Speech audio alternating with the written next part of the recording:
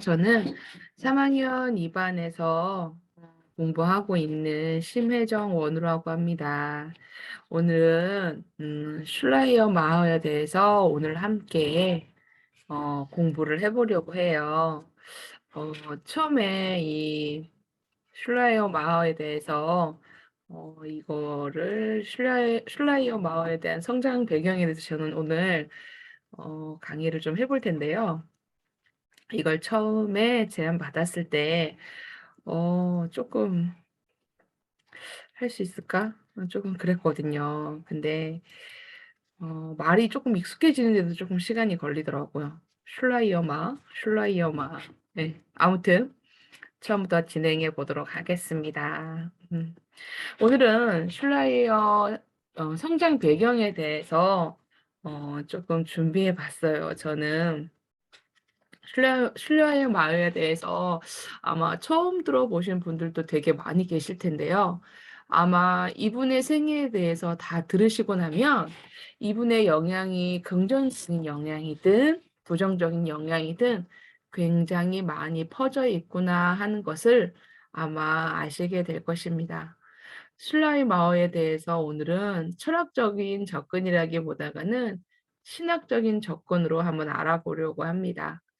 우리가 생애를 알아보기 전에 슐라이 마오의 사상에 대해서 조금 먼저 알아보고 가려고 하는데요.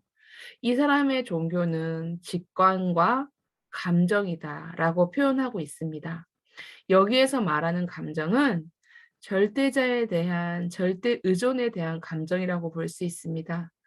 직관적이다라는 것은 객관적인 측면을 말하고 있고요. 감정적인 측면은 지극히 주관적인 측면으로 볼 수 있을 것 같습니다. 그리고 슐라이마어에는 오늘 제가 이 표에서도 보여드리듯이요. 1766년도에 태어나서 1834년에 생을 마감했다고 합니다. 약 80년 동안 살았다고 하죠. 1700년대 사람치고는 굉장히 음 요즘 시대에 태어났으면 백수하지 않았을까 그런 생각이 듭니다. 잘하면 백수를 하실 수도 있었을 것 같아요. 이 동시대를 빛냈던 사람들은요. 지금 이 보듯이 칸트는 1724 년에서 1804 년까지 살게 됐고요. 헤겔은 1770 년도에서 1831 년도에 이렇게 동시대를 빛낸 사람들을 함께 알아봤습니다. 동시대의 다른 학자들이 주장했던 것 중에 먼저 칸트에 대해서 한번 알아보겠습니다. 칸트는 종교는 이성의 자리에 있지 않고 종교는 인간의 실천적인 부분, 즉 윤리, 도덕 이런 부분에 있는 것이 종교다라고 주장을 했습니다. 헤겔은 그런 것이 처음부터 어떤 정신, 다른 표현하면 세계 정신, 절대 정신, 그것이 간증법적으로 자기를 실현해 왔다. 자기 스스로 알아왔다. 이런 형이상학적인 이야기이고 관념적인 이야기로 종교 이야기를 풀어가려고 했던 것 같습니다. 그것에 대해서 슐라이마어는요. 칸트와 헤겔이 말한 것이 그것이 아니고 종교는 직관과 관념이다라고 주장했습니다. 아주 놀랍지 않나요? 종교는 직관과 감정이다. 여기서 말하는 감정은 절대자에 대한 절대적으로 의존하려는 감정을 말하고 있습니다. 직관은 좀 더 객관적인 측면으로, 감정은 좀 더 주관적인 측면을 말하고 있는 것이죠. 이런 이야기들이 무슨 생뚱맞은 이야기냐 하실 텐데요. 한번 들어보시면 이것이 절대로 슐라이마어에 대해서 조금만 짚고 엉뚱한 이야기가 아니라는 사실을 곧 아시게 되실 것입니다. 그런데 이 시점에서 헤겔과 슐라이마어에 대해서 조금만 짚고 넘어가 볼게요. 헤겔과 슐라이마어는요. 아주 앙숙 관계였다고 하는데요. 둘 다 베를린 대학에서 각각 철학 교수와 신학 교수였다고 합니다. 그런데 헤겔은 완전히 철학자였고요. 칸트는 종교 철학자로 볼 수 있습니다. 칸트는 기독교 철학자라고도 볼 수 있습니다. 그래도 신학보다는 철학이 더 강한 사람이었습니다. 그에 비해서 슐라이마어는요, 신학과 교수였고, 그래서 철학보다는 신학이 훨씬 강했습니다. 그러나 이 둘이 서로 부딪히는 부분이 있었고, 나중에는 둘 다 베를린 대학에서 총장을 하게 되었죠. 물론 슐라이마어가 훨씬 일찍 총장을 했지만 위에서 보시면 헤겔과 슐라이마어가 생존 연대가 비슷한 걸 볼 수 있습니다. 두 개 조금 엇맞추죠. 슐라이마어가 4살 정도 형인데요. 거의 비슷한 시기에 살고 죽었습니다. 슐라이마어는 칸트의 이야기를 모두 다 심하게 비판하고 판단하고 비판했다고 하는데요. 헤겔은 너무 형이상학적이고 너무 관념적인 종교론을 가졌다. 그리고 칸트는 너무 도덕적이다. 또 헤겔은 슐라이마어가 종교가 인간의 감정적인 측면에서 나온다고 이야기했을 때 종교가 절대 의존적인 감정에 불과하다면 그렇다면 걔가 가장 훌륭한 종교인이 아닌가라고 이렇게 얘기했다고 하는데요. 왜냐하면 걔는 언제나 절대적으로 의존적인 감정으로 살아가기 때문이라고 말했습니다. 이렇게 비꼬아 가면서 말했다고 하는데요. 물론 이 내용은 헤겔이 슐라마우에 대한 종교 감정, 즉 절대적인 감정을 너무 피상적으로 이해했기 때문인데요. 슐라마우 쪽에서는 이렇게 이야기를 했다고 합니다. 하지만 잘못 이해하게 되시면 여러분도 잘못된 이야기를 하실 수도 있어요. 피상적으로 이해하지 않도록 한번 노력해 보도록 하겠습니다. 슐라이마어가 현대 신학자들에게는 엄청난 영향을 미친 것은 물론 현대인의 신앙에도 영향이 아주 컸다고 합니다. 아주 쉽게 말해서 우리가 교회에서 예배드리기 직전에 경배와 찬양팀이 나가서 한참 뜨겁게 찬양을 부르면서 가슴이 뜨거워지는 것을 느끼고 찬양을 부르면서 눈물, 콧물 다 쏟기도 하고 또 찬양을 통해서 하나님을 뜨겁게 체험하기도 하고요. 우리가 이런 것들을 아주 자연스럽게 생각하잖아요, 지금. 그런데 옛날에는 이게 아주 자연스러운 것은 아니었다고 합니다. 경건주의자들에 의해서 이런 것들이 조금 생기다가 슐라이마어 덕분에 우리 종교 생활 중에 이것이 가장 중요한 현상이다. 가장 중요한 부분이다라고 이렇게 하나의 이론적인 베이스가 만들어진 것입니다. 뉴턴이 물리학을 발전시키고 프로이드는 심리학이고 다윈은 생물학에 미친 영향만큼이나 우리 슐라이마어가 우리에게 미친 영향은 아주 크다는 것입니다. 그래서 신학에 있어서 새로운 시대를 열었다고 볼 수 있습니다. 그래서 자유주의 신학은 다 슐라이마어의 자식들이다라고 볼 수 있겠죠.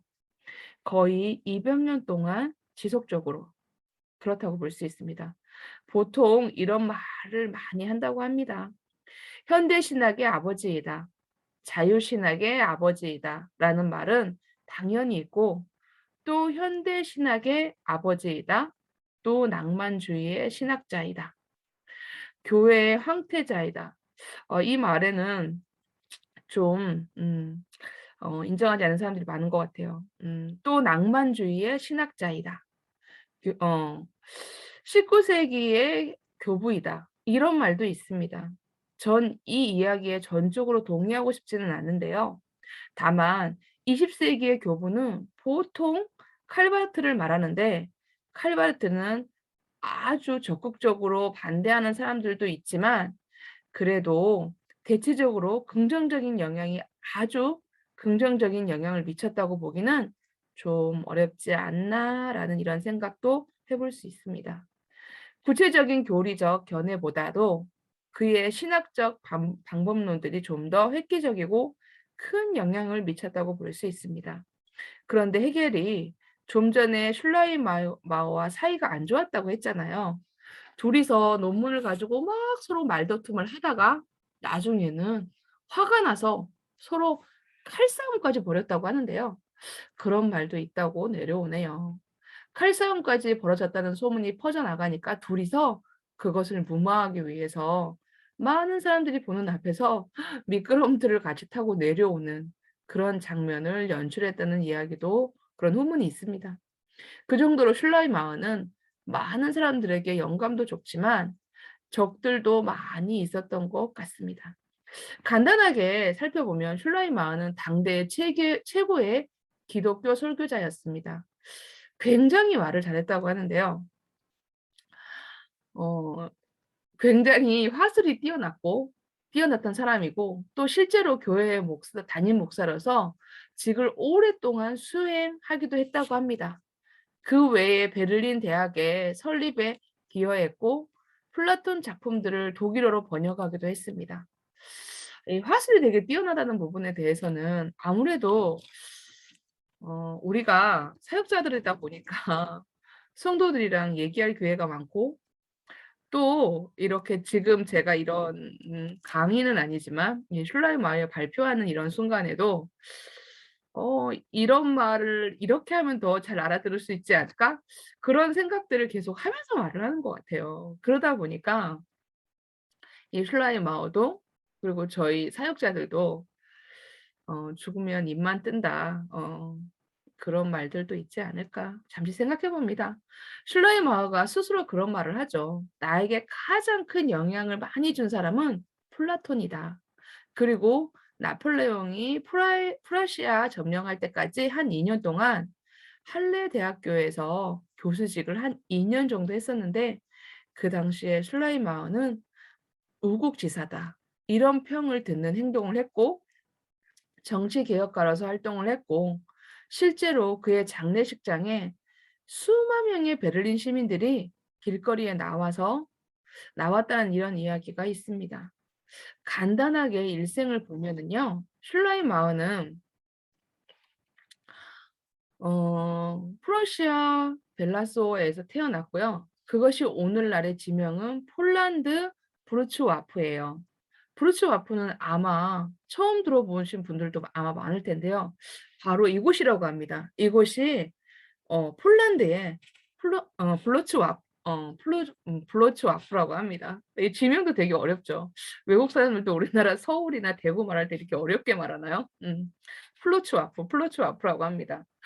플로츠와프는 굉장히 이렇게 아름다운 도시죠. 근데 요즘에 우리 그 비긴 어게인 뭐 그런 쪽에 보면 이렇게 우리나라 가수들이 유럽 쪽에 가서 노래를 되게 많이 하잖아요. 쉽게 이렇게 우리가 텔레비전을 통해서 많이 볼 수 있을 것 같습니다. 되게 멀리서 보면 뭐든지 되게 아름다워 보여요. 이곳에서 이렇게 오랫동안 생애를 살았다고 합니다. 제가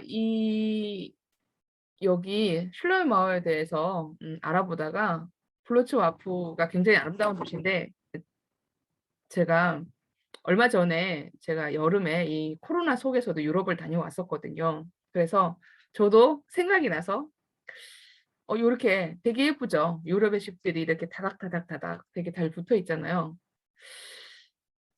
잠깐만요. 저도 요렇게 하나 요런 데서 저희 가족들이랑 같이 다녀왔던 기억이 있는데요. 이게 다닥다닥 붙어 있으면 이게 보이시나요?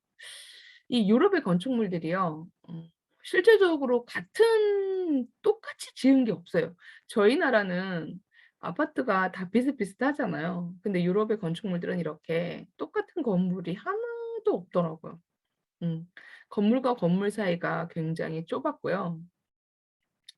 저는 이렇게 여기에서 올 여름에 한 달 반 동안 이 유럽에 있으면서 어 이 뒤에 보면 이게 저는 스웨덴에 다녀왔거든요. 지금 요 옆에 이렇게 선글라스 끼고 찍었던 요 사진이 여기가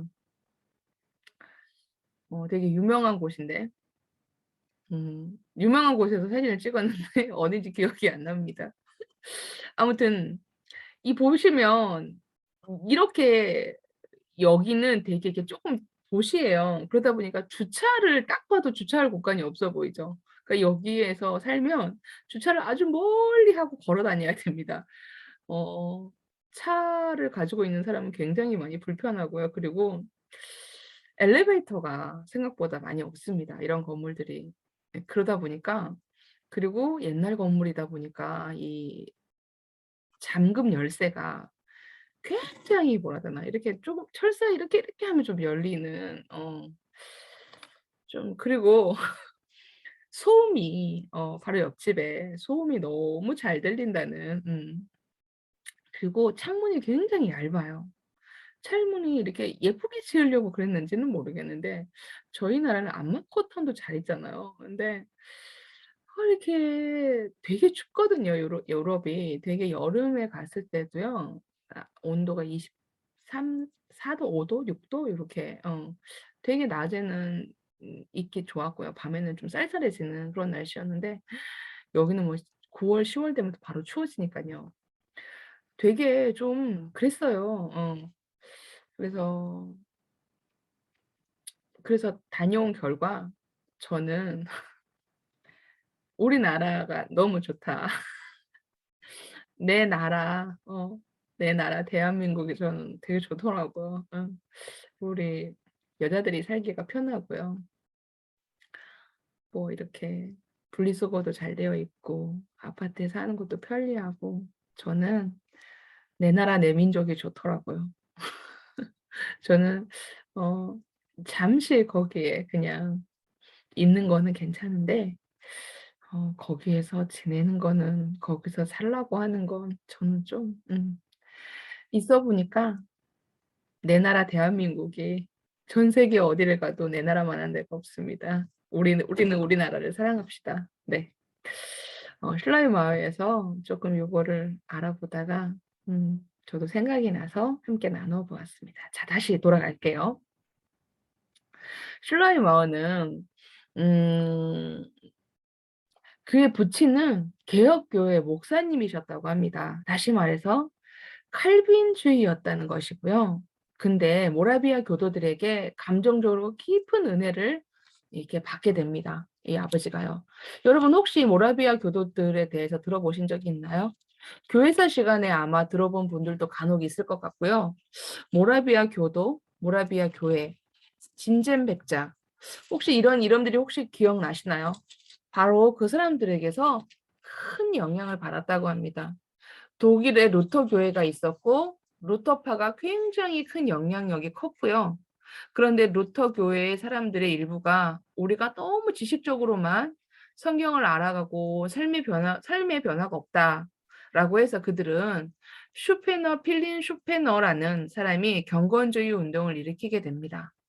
경건주의는 실천하는 생활, 말씀을 삶에서 실천하고 또 감정적으로 하나님 앞에서 뜨겁게 살아가야 할 것은 할 것 같은 이런 삶을 주장했던 사람들이죠. 그들이 주장한 것은 삶이 변화되어야 한다는 것이죠. 그런데 경건주의파가 바로 보라비아 교도들이라고 생각하시면 될 것 같습니다. 모라비아 교회는 과감히 요쯤에서 뛰어넘도록 하겠습니다. 슐라이마어는 할레 대학교에 입학을 하게 됩니다. 그런데 이 할레 대학교는 슈펜나의 제자였던 프랑케가 설립한 학교입니다. 다시 말해서 할레 대학교가 굉장히 경건주의 학교라고 볼 수 있습니다. 그런데 불행히도 슐라이마어가 학교를 들어갈 때쯤에 할레 대학교는 경건주의는 모두 사라지고 교수들이 계몽주의적인 내용을 그들에게 가르쳤다고 알려졌습니다. 슐레이마어는 원래부터도 대속교리 같은 기독교 핵심 교리 같은 것에 대해서도 의심이 많았다고 하는데요. 아버지하고 그것 때문에 사이가 안 좋았다는 후문도 있습니다. 그런데 기독교적인 감정 이런 것들은 그러나 기독교적인 감정들은 이해해 왔고요. 훗날 슐라이마어가 자기 누나한테 보낸 편지에서 자기는 경건주의자라고 이런 확언을 하게 되는데, 물론 어떤 한 단계 더 높아진 경건주의자겠지만 어떻든 자기도 경건주의자라고 주장을 했습니다. 그런데 나중에는 자신을 모라비아 교도라고도 주장하게 됩니다. 진짜 모라비아 교도들이 들었을 때 아마 화를 내지 않았을까 추측해 봅니다. 슐라이마어의 신학은 물론 경건주의 영향을 받았지만 거기에서도 좀 벗어났다고 볼 수 있습니다. 이런 배경을 참고적으로 보시면 좀 좋을 것 같아서 말씀드렸습니다. 대학 시절에 할레 대학교 시절에 칸트에 심취해서 계몽주의에 섭렵을 하게 됩니다. 그리고 아주 이른 22살에 우리나라 나이로 23살이죠. 이때 개혁교회 목사 안수식을 받게 됩니다. 슐라이마어는 자기 아버지처럼 개혁교회의 목사가 되는데요. 그리고는 1762년에서 1802년까지 6년 정도 베를린 대학에서 원목을 하게 됩니다. 사교성이 아주 뛰어나고 화술이 아주 좋았다고 하는데요. 저랑 좀 많이 닮은 것 같아요. 낭만주의의 매료가 되었다고 하는데 이 낭만주의는요. 계몽주의의 일종으로 반란으로 일어난 일종의 사상이라고 볼 수 있습니다. 계몽주의가 지나치게 이성주의를 강조하고 합리주의를 강조하면 너무 딱딱하기 쉬운데 낭만주의는 인간의 감정을 중요시하고 인간의 상상력을 강조하고 또한 직관을 강조하게 됩니다. 감정의 자리는 개체적 지하에 있고 우리의 감정은 무한자를 지향한다. 이런 낭만주의적인 사고방식에서 슐라이마어의 신학은 슐라이마어의 신학에 아주 큰 영향을 주게 되는데요. 그런데 31살 때에는 아직 베를린에 있을 때이죠. 낭만주의적인 친구들이 "사람은 좋은데 이들은 신이 없어. 종교는 없어." 이런 식으로 살아가니깐 "아니야. 종교는 있는 거야."라고 주장하면서 종교론이라는 책을 쓰게 됩니다.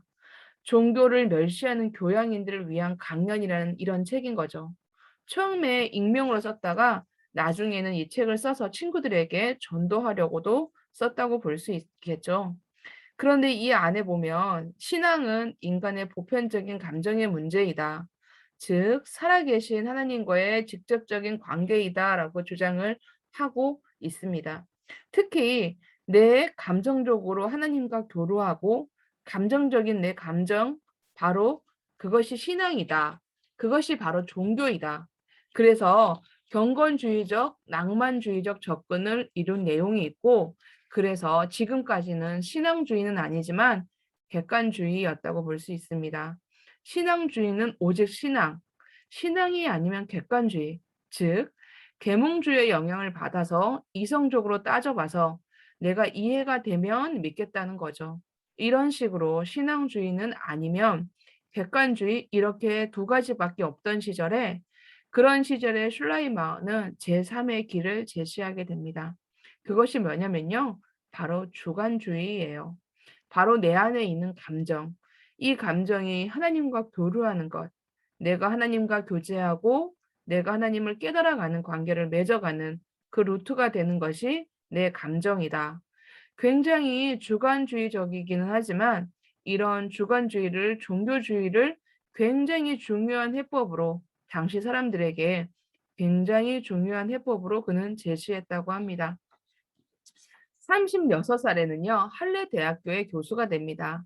대학교회의 설교자로도 활동을 하게 되고요. 그리고 1809년에서 34년까지는 베를린에 있는 트리니티 교회의 담임 목사로서 26년간 재직하게 됩니다. 어, 아주 유명한 교회죠. 거의 매주 설교를 했다고 하고요. 아주 유명한 교회이고 본회표도 여기에 대학부에서 2년 정도 설교를 했다고 합니다. 아주 나중 이야기이기도 하죠. 또 독일의 수상이 되는 비스마르크도 이곳에서 슐라이마어 앞에서 입교 문답을 했다고 합니다. 1834년까지 왜 1834년까지냐면요. 그때 슐라이마어가 죽게 되는데 죽을 때까지 슐라이마어가 계속해서 목사직을 수행하게 됩니다. 그리고 나중에는 베를린 대학의 창설에도 참여하게 되고 신학부의 학장이고 신학 교수로서 활동하게 되는데 구약학을 제외한 거의 모든 신학을 가르쳤다고 합니다. 대단한 사람이죠. 나중에는 철학도 가르친 걸로 되어 있는데 이것이 바로 슐라이마어가 해온 업적들입니다. 슐라이만은 대표적인 책 두 권을 쓰게 되는데요. 첫째는 종교론이고 두 번째는 그 초기에 자기의 신학사상을 썼다면 후기에 쓴 기독교 신앙이라는 책은 조직 신학이라는 책입니다. 보통 신학론이라고도 합니다. 앞에서 쓴 책이 종교론, 두 번째 걸 쓴 책이 신학론. 여기서 아주 유명한 말을 하게 됩니다. 신약이 뭐냐? 우리 신학을 공부하는 우리 학우들에게, 원우들에게 이 신학이 뭐냐라고 질문하고 싶은데요. 신학이란 그리스도의 종교적 감정을 말로 표현하는 시도이다. 놀랍지 않습니다. 놀랍지 않습니까? 여러분은 신학이 뭐라고 생각합니까? 하나님이 주신 계시들을 체계적으로 잘 정리한 것이 아닐까? 성경에 나오는 그 어떤 중요한 내용들을 잘 정리한 것. 혹시 이런 식으로 생각하지는 않나요? 성경이나 계시 이런 단어들이 우리의 신학에서 빠지지 않을 것 같은데 슐라이마어가 내린 신학의 정의는 인간의 감정을 정리하는 것이라고 했습니다. 인간의 감정 정말 독특하지 않습니까? 어쨌거나 이 책은 칼빈의 기독교 강요 이후에 나온 가장 큰 규모 조직의 책인데요. 이렇게 나와 있습니다. 이 책에는 이런 신학적 정의를 내리고 있는데 교의의 신학입니다. 하나님에 대한 나의 어떤 감정적인 측면의 신학에 바뀌는 것이다. 이 책으로 말미암아 코페르니쿠스적인 혁명이다. 코페르니쿠스적인 표현은 아무 데나 붙이는 것은 아니고요. 우리가 칸트하고 슐라이마어에게만 붙입니다. 칸트는 철학적인 혁명을 했고 슐라이마어는 신학적인 이 혁명을 이루게 됩니다. 이 책을 찬성하는 사람들은 드디어 권위주의적인 교의로부터 드디어 해방된 것이다라고 말을 했고 반대하는 사람들은 나름대로 반대하는 이유가 아주 분명했습니다. 계몽주의의 반초자연적인 어떤 하나님의 계시라든지 하나님의 이기적인 인도하심이라든지 이런 내용들에 반대하던 이런 계몽주의 정신을 보면 그걸 다 용납하고 용인한다는 합의각서에 불과하다라고 말하는 반대파가 있었다고 합니다. 이 책에서 보면 하나님에 대해서 이야기하는 것 같은데 슬쩍 인간에 대해서도 말하고 있죠. 이것이 신학이 아니라 인간학일 수도 있겠다는 거죠. 더 중요한 것은 범신론이 아니냐. 슐라이마에가 이런 의심까지 갖게 됩니다. 이렇게 슐라이마어는 많은 어려움 속에서도 묵묵하게 한 시대를 살아냈던 인물인 것 같습니다. 그 뒤에 나오는 슐라이마어의 특성과 그리고 슐라이마어의 신간 비판에 대한 내용들은 우리 사명연 이반에 정말로 큐틴 짱 멋지는 전도사님들이 아마 뒤에서 우리 슐라이마의 특성과 슐라이마의 신간 비판을 아마 잘 설명해 주실 것입니다. 저는 이 슐라이마의 생애에 대해서 아주 짧지만 강의를 이어갔고요. 뒤에 우리 나오는 우리 반에서 정말 외모적으로나 멋짐으로나 설교로나 어느 하나 빠지지 않는 우리 원우 분들께서 멋진 전도사님들께서 우리 슐라이마의 신관 비판과 특성에 대해서 다시 한번 설명해 주실 것입니다. 좀 두서없이 제가 왔다 갔다 하면서 설명을 했지만요. 조금 이렇게 말해도 찰떡같이 잘 알아들으시리라 생각하고 확신합니다. 조금 늦은 시간까지 이렇게 강의를 잘 들어줘서 감사합니다. 감사합니다. 수고하셨습니다.